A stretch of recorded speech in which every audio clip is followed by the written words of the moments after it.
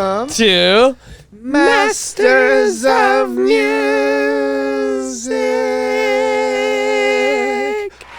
Podcast.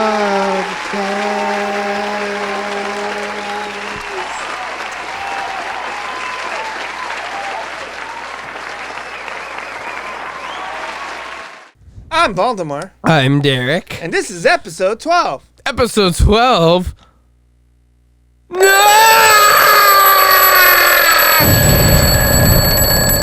And this week we have Rob Clores. He's a sick-ass keyboardist. Yes, he's played with the likes of Tom Jones, the Black Crowes. He's been with John Popper from Blues Traveler and Colin Hay from Men at Work. Nothing in the streets. Da-da-da-da. Da-da-da-da. He just released a badass EP with his new band. Second Meltdown. Yeah. Brand new, fresh. Fuck yeah, listen to it. Super badass, sick-ass solos, sick-ass vocals, badass songs. Insane. Deep Purple reminiscent, kind of. Yeah, there's some sick-ass fucking John Lord shit right there. Yep. Hell yeah, guys. But we gotta move on because it's time for Music News! Hey, you guys got anything to say? What's going on? What's going on? You got it? Anything? I don't know. So I heard that Vin Diesel just released a song. Yes, Vin Diesel just released a song. Groot. Groot! Oh, yes. Yes, I forgot about that. His Yeah. best movie. That's That's his his best performance. That's his best performance. Well, you know, he was in Fast and the Furious 1, 2, 3, 4, 5, 6, 7, 8, 9, 10, 11, 12, 13, 14, 15. But also, he just released a song called Feel Like I Do. This is crazy. This is insane. I actually don't hate it. I kind of like it. I think it's a cool pop song. Yeah, it's a good song. And I couldn't really hear his voice. It sounds like he's mumbling or something. But yeah. Yeah, but maybe that was just the thing on Kelly Clarkson's TV show. That's what we watch. We watch Kelly Clarkson all the time. Yep. Yeah, because she's the first American Idol, so we love her. But Vin Diesel just won our hearts. He's America's sweetheart. Move over, Sandra Bullock. We got a new sweetheart in town. Yeah. I mean, it's cool. It sounds pop. It sounds like it's going to be a hit. If people, you know, it sounds dope. Sounds like this. It'll probably make people feel like he does. Hey, do you remember any other actors that try to become singers or musicians? Yes, two come to mind. Bruce Willis had his own solo career, you know, in like late 80s. He played harmonica really well. Also, Billy Bob Thornton. He had the Boxmasters. That's his band. Very cool, awesome blues, rock and roll band. Bunch of more artists. I mean, Tenacious D, I would say. Would you? I don't know. Is Jack Black a singer or actor first? I don't know. I think all of them, they think they're singers first. Right, yeah. Yeah, but they got famous being actors. Like Johnny Depp. Like, he's like, I'm a rocker all the time. Because he has a British accent now. But, so he thinks... Yeah, he does, yeah. He think he's always been a rocker, but he got lucky and started acting. Some singers that become actors, I think, have a better chance of making it, right? Yeah, it's weird. I don't know why. Like, Beyonce, right? Yeah. Beyonce fucking killed it in Goldmember, and I think she was like in one other movie, but she killed it.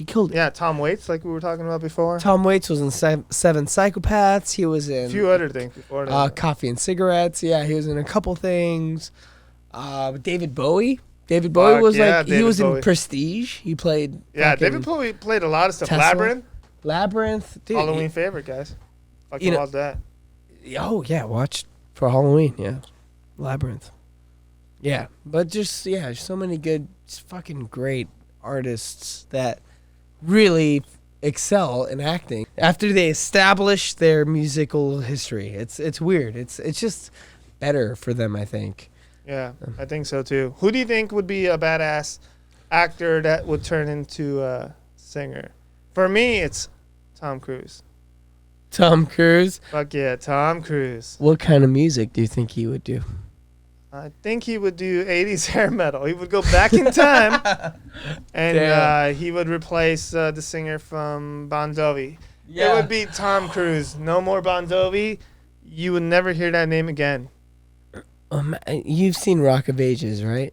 Yeah. He played a lead singer in Rock of Ages. He played like a Bon Jovi. He killed it. He really knew what to do, actually. He has fucking 4 octaves of fucking vocal range, so he can handle it. So I think 80s hair metal. Really? Does he? 4 octaves. Fuck. Yeah, he's badass. What do you think? I would love to hear like fucking like Christopher Walken or some shit. I think Christopher Walken would already do it. Yeah, he might have already released a blues album. Maybe. I think jazz, because the way he speaks, the way he acts. Yeah, like he talked about it before. It is jazz. Yeah, it's all about timing. Yeah. So it's so musical. He's just super rhythmic. Rhythmic. I want to hear him over a guitar maybe or a drum set. Yeah, man. So we would like to know what you guys would think of an actor that would become a badass singer or musician of any kind. Whoever you guys think. Yes. Yeah. Just let us know. In the comment section below. Yeah. Don't say fucking Tekashi 6ix9ine. No. Or Machine Gun Kelly. Yes. Oh, yeah. He's Machine Gun Kelly is already a beautiful actor. Yeah. I don't think you can make it as a singer. Yeah, he should stick to acting. Yeah. But we got to move on because it's time for Rob Clores! Rob! How's it going? Nice to meet both of you. Rob, how did you become Rob? How did you start playing your instrument and like where you grew up, like basically? Well, I grew up in New Jersey, right outside of Manhattan, and I started playing at an early age. I started playing piano, and my dad played, and my various relatives played. So I got interested in the piano, and I took all sorts of formal training, but I always wanted to play rock and roll. And so I just started freelancing a bunch when I got of age, and just did a whole bunch of gigs, played in bands, did cover gigs just to learn how to play in different styles, and so I'm still doing it. Yeah. So yeah, it's been cool to play with a lot of different people, and so I'm excited about it's not boring. It's not a boring life. Yeah. Right. Rob, you said you had kind of like lessons here and there. Did you start when you were in your teens or early teens, or? I started when I was probably 6 or 7, and with lessons, and I did the classical lesson thing, and then I got in my teens. I was always trying to play rock music, but I got into jazz, so I had a really good jazz teacher. So right.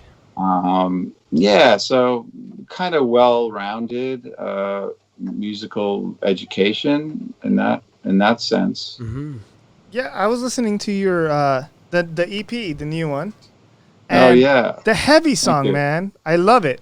Especially the way that you go between the guitar and it reminds me of Deep Purple. Like one of my first concerts was watching Deep Purple, and that was just fucking the whole time. It's like I just love it so much. Oh, cool! Thanks. I grew up listening to Purple, and John Lord was a big influence. I mean, because if you look at it, keyboards in rock and roll, it was always kind of a support sort of instrument, except for in Deep Purple was fairly prevalent, a big part of their sound.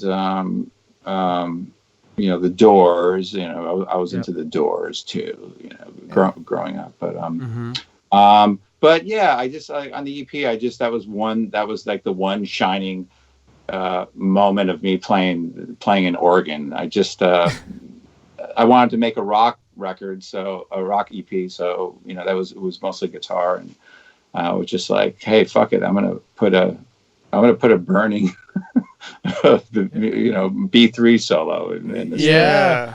Hell yeah. No. Do you think an organ defines kind of like rock keyboards? Is that kind of like? I think so. Yeah. Because it can be a real ballsy instrument, and it's really good to beef up the guitar tracks too. You have like a low organ in there, and it takes up a lot of sonic area. Right. So yeah, the B3 is definitely a rock and roll keyboard. Can I ask, what's your favorite sound of a keyboard? Like, do you prefer B3? Do you prefer the harpsichord? I mean, I still love the piano. I play a lot of or electric piano. Like I acoustic piano. I love the Wurlitzer electric piano. Yeah. Those are kind of two top ones. And organ. But I guess that traditionally I'm sort of a piano dude at heart. But I mean, I love synths and Moogs and like of course harps and prophets and clavinets and mellotron. Yeah. Damn, man. So how did you? Is this the second EP from your band? The split second? No, it's Meltdown? it's first. It's the first one, and I was working on it for kind of a few years. I wrote a bunch of songs, and I was just kind of looking for the right sound, which is to a guitar rock band, but with keyboards in there, like I'm into like electronica too, but there isn't much of that there. But so it was kind of a few years in the making, and then this slowdown, this global, slowdown, kind of made it end of the world, kind of. Yeah, a bit more urgent. I was like, now I can, now I can come out with something and start my solo journey. And are you singing? Is that your voice on there? Yeah, it's fucking great, man. It's just like you can. Thanks. I love like you have a lot of range in your voice, like different. It's almost like it goes from song to song. Like I was amazed from every fucking song. And like one of my favorite songs is the last one, which is The End of Your World, right? Yes. That one is fucking. It's so beautiful, man. That fucking song is just great. And the thing is, it's me, it's like the perfect title too to like the pandemic. Like it's fucking. Yeah. It's sort of it was kind of like a bit of a somber song. But thank you. Yeah. That was kicking around for a while, and then I just got it together.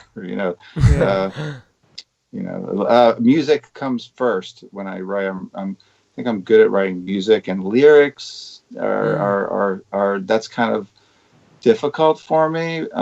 But recently I've felt like I've had a lot to say. Where earlier, past years in my life, I just wanted to jam, and I didn't really have anything to actually say. So I finally got to that point. Wow. Fuck yeah, man. And is it cool if I ask who's playing on that record? Is it like what you're playing the keyboards and singing, right? And yes. The first two songs I cut in LA. My friend Jimmy Messer has a studio near Venice.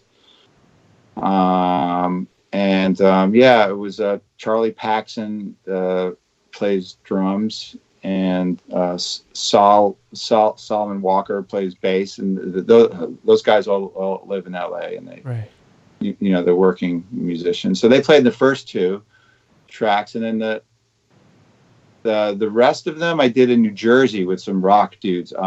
John DeServio plays bass with Black Label Society. Yeah. Among other people, he played bass, and Bob Antella played drums. He plays with Monster Magnet and other bands like that. And and then the guitar player Ken Dubman played the leads on those songs. So yeah, it was sort of like I just used my friends and Yeah.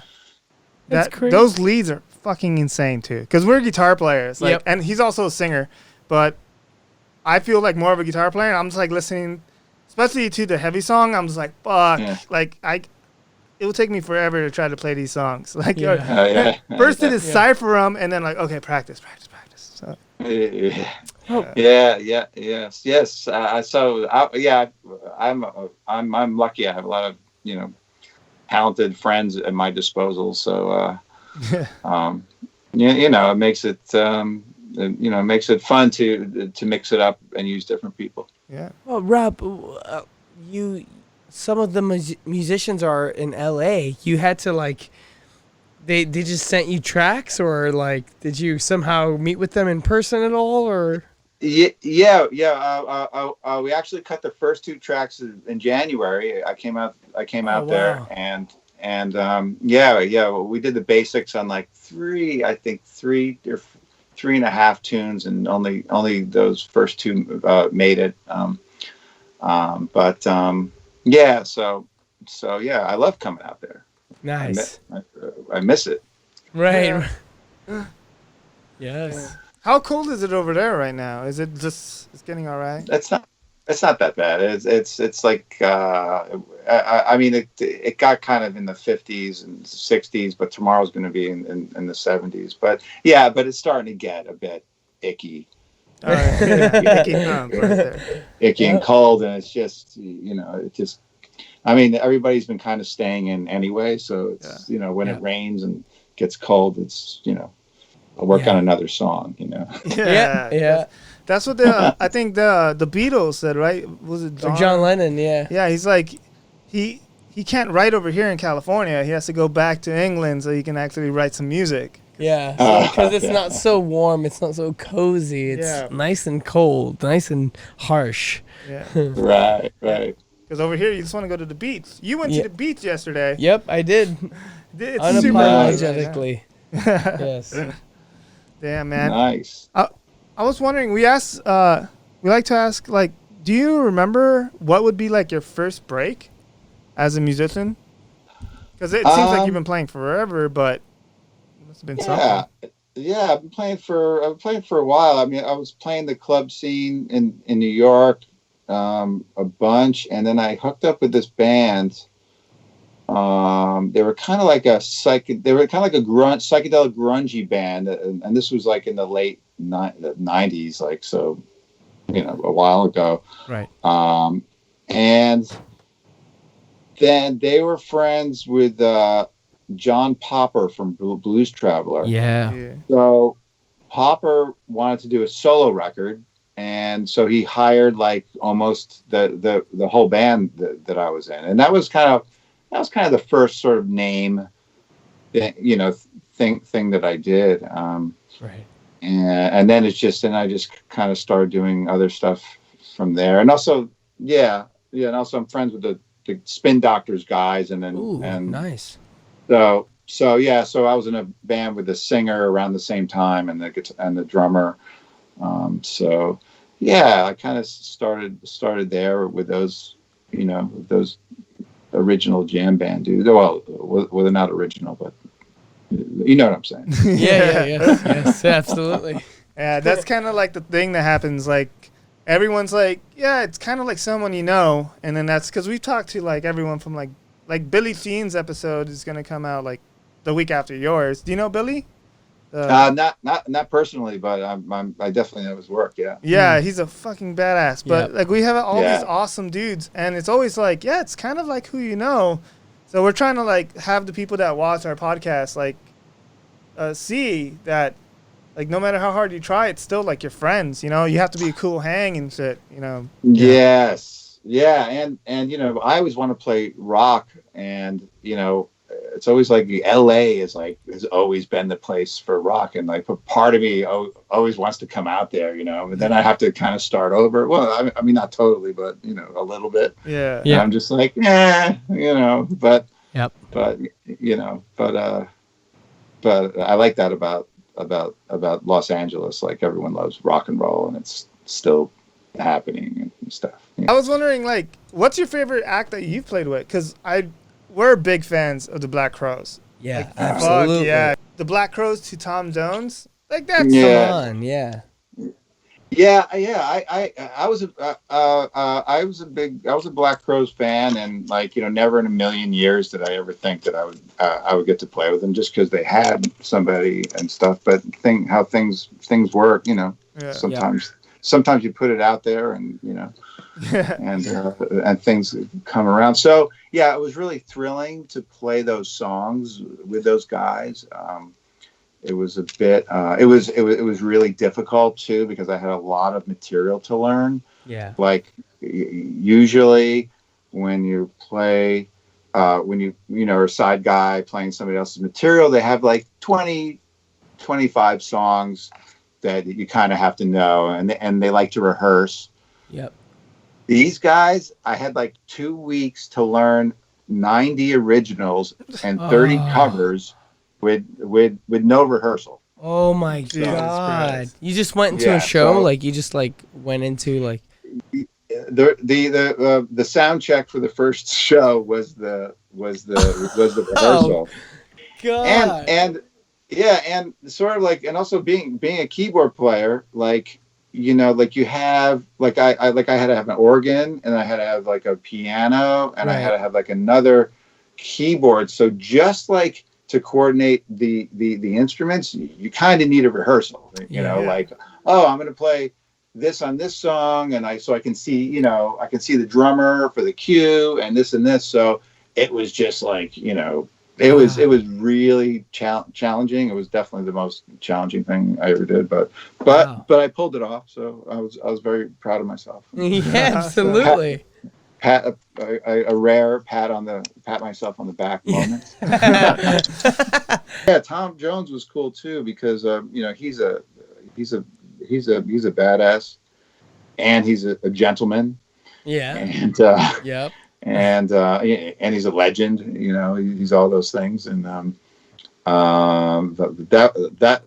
was a real privilege. It was like a small band. It was like a blues band. He did a blues record, like a few years ago, and so it was touring his bluesy material, which was cool, because it wasn't like his hits that he does with his big band with girls, like it wasn't like the Vegas act. It was like the like we played the Troubadour, like cool.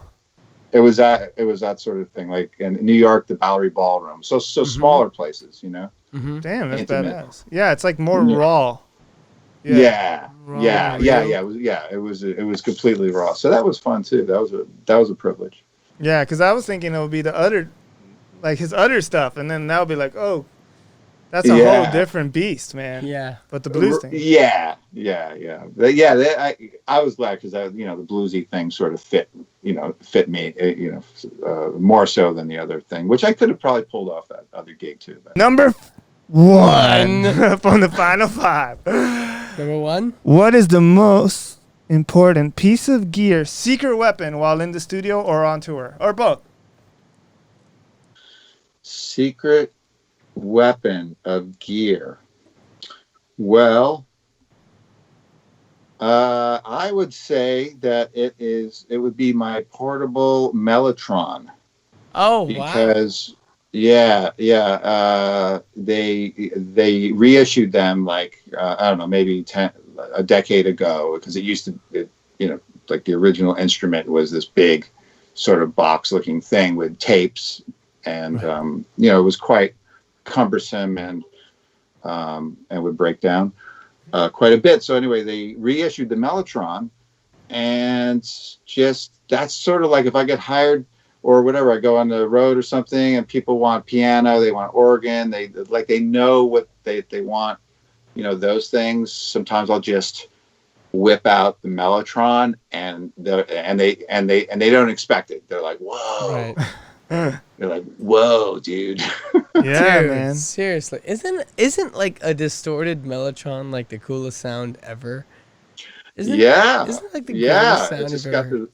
It's got like the raw, like the kind of it's kind of a raw sort of warm, like tape, earthy sort of. Yeah. It sounds like an acoustic instrument almost. It's very absolutely earthy.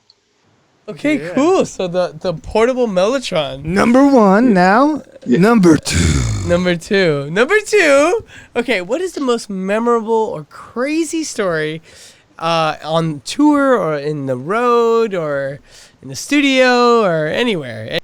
I remember one time I made a real rock and roll entrance to a gig.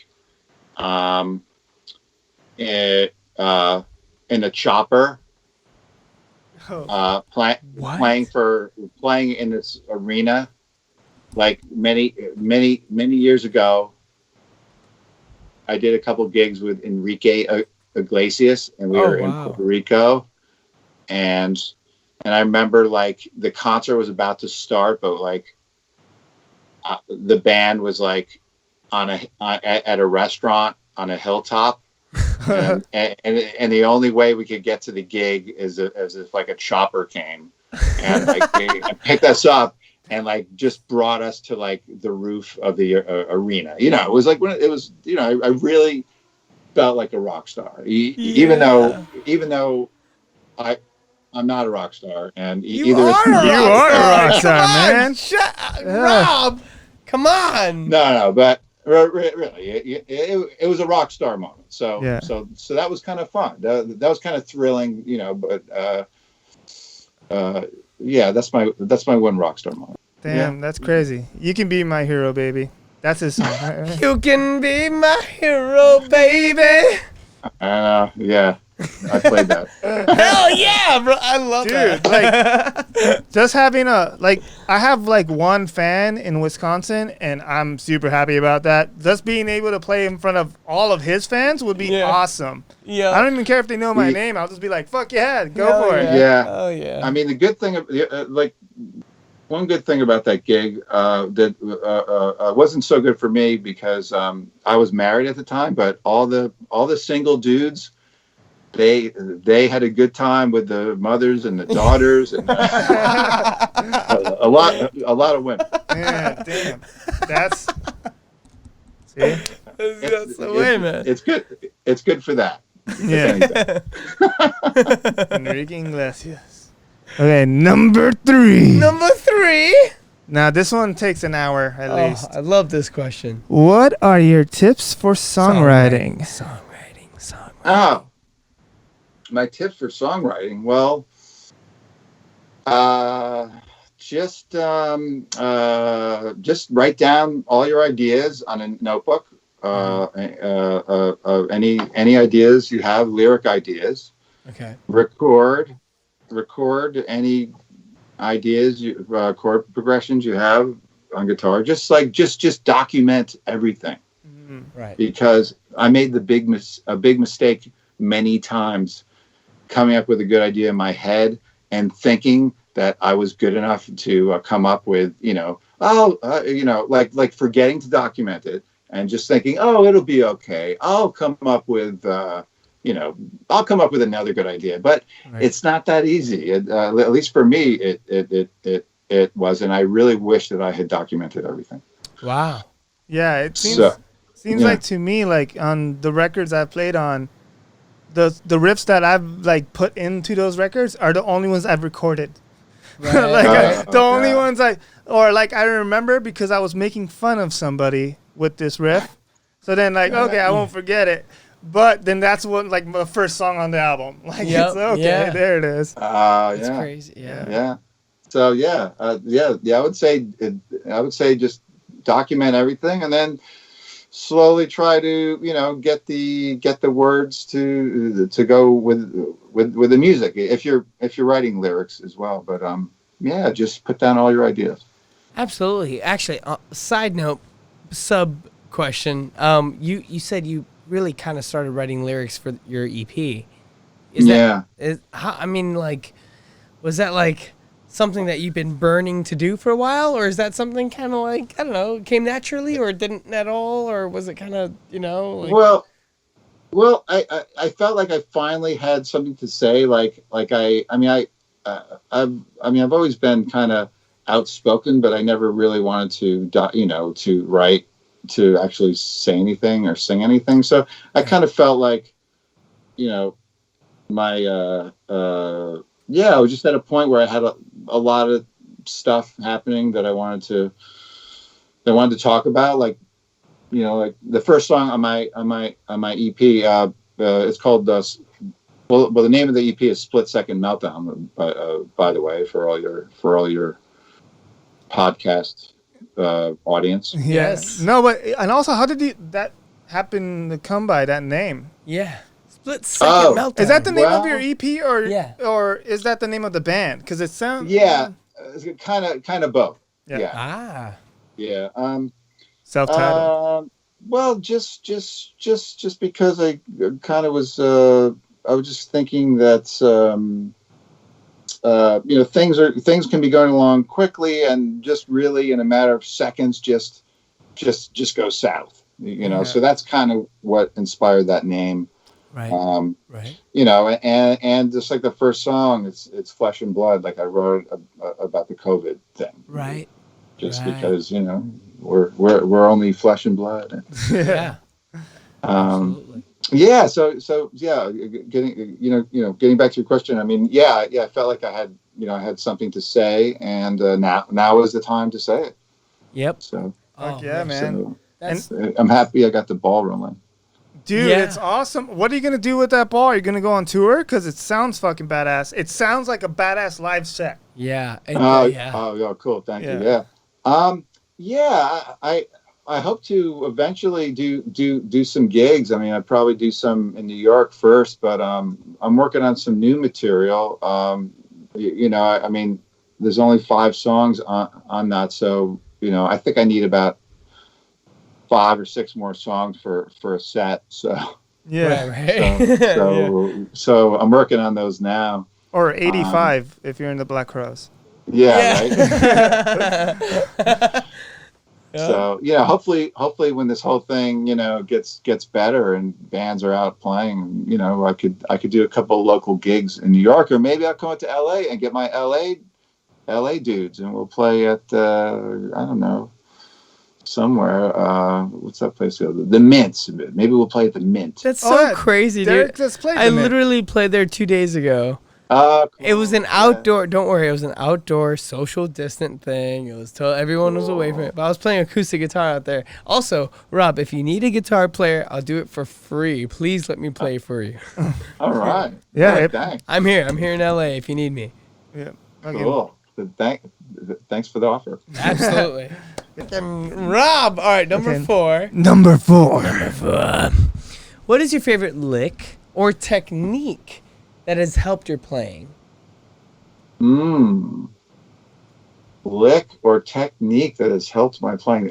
That could be the hardest question yet. Let's see. the most difficult question yet. A lick or technique that has helped my playing, or influenced my playing. Yeah, sure. Helps. Yeah, absolutely.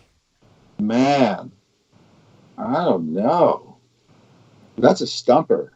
I mean, I've had a lot of people who influenced my playing. All right, maybe it was John Lord. Maybe it actually was some Deep Purple. Yeah. Now I'm trying to think if there was any lick. Highway Star. Okay. Oh yeah. Okay. The intro to Highway Star had a big influence, because he had the distorted organ, and he'd do like these harmonic minor scales, and then he stick a blues lick in there, like a bluesy lick. And John Lord, Highway Star. Fuck yeah. Wow. Fuck yes. Nobody's gonna take my car. Yep. Yeah. I'm gonna race it through the ground. Yeah. No, we do love Deep Purple. Like I've seen them only twice, but only twice. Only twice. Now the pandemic makes me want to go see shows, man. Before I never wanted to go see shows because it's kind of like work, even though it's like my favorite bands. But now all the fucked up stuff's happening. Now I have to. Like, I gotta see Keith play. Even though I love the Stones, but I'd rather see them in the 70s, but I wasn't there back then. Right. So, like now I gotta see everyone I love. And then just what happened like this week, like fucking Van Halen. Like, I know, man. Like these guys keep on. You know, I mean, you know, people, we're losing a lot of people, and to get to your point, I mean, you know, we got to see these. We got to go out and see shows. Yeah, man. You know, because they're just a fine. You know, life ends and then that's it. You know, I mean, you know. Yeah. Like Van Halen influenced us so much, but I've never seen a show. Like I've never fucking. No. You've met David. I met Dave. I met Dave Lee Roth. Yeah. But I've never fucking seen a show. It sucks, man. I tried out for his band. I was nowhere nearly as good. For his tour in 2020, he started in 2019. It was everything from the first album. It was like one song from his second solo album and everything else from the first Van Halen album. Oh wow! Crazy, yeah. It's really weird. Yeah. So if you want the guy that didn't make it into the David Lee Roth band, that's me. That's him. He'll do it. I'm sure you're excellent even to get an audition. So yeah, I didn't get a call. So that's cool. What the fuck? Like, I'm here. We're brothers. Like, what the fuck? I stole all his licks. Yeah. That's how I got it. But I've stolen it from everybody else. So yeah, it's all good. Like Keith Richards has a saying says, "Good guitar players borrow, great guitar players steal." Yeah. So that's the way it goes. He's such a pirate. Yeah, motherfucker. He's a pirate. Take what you can. Leave nothing left. Yeah, right. Classic, man. That guy's classic. Yeah. Okay, this is number 5. Number 5. From the final 5. The last question. Oh, you do it? Me? No, you. That's you. Okay. The last question. It says the last question. Okay. The last question. What is the best advice you would give to someone looking to do what you do? Best advice. Well, practice your craft, learn your instrument, and then collaborate. If you want to have a band, get with some like-minded people and record. And if you're with the right people, they will always improve upon your ideas.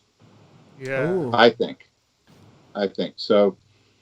So yeah, so learn your instrument really well, and just go out and play, and go in the recording studio.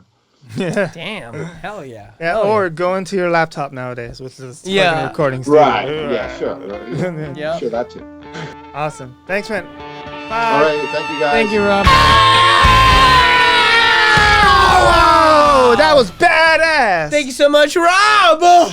Damn, man, this was an awesome conversation, and you're a sick-ass keyboardist, man. And awesome person, dude. You guys are fucking badass. Yes. Everybody, you guys got to listen to his new EP coming out with his band. Split Second Meltdown. Yeah, Split Second Meltdown. Yeah! All the links are below. It's live now, so you can listen to it everywhere. Yeah, it's a badass fucking album, and hopefully when this pandemic's over, he's gonna take this act on the road, and we can actually see it live because it's gonna be badass. Absolutely. We need some real rock and roll, and he's really rock and roll. Next week we have a badass guest. It's Billy Sheehan, so check it out. Okay, guys. See you later. Bye.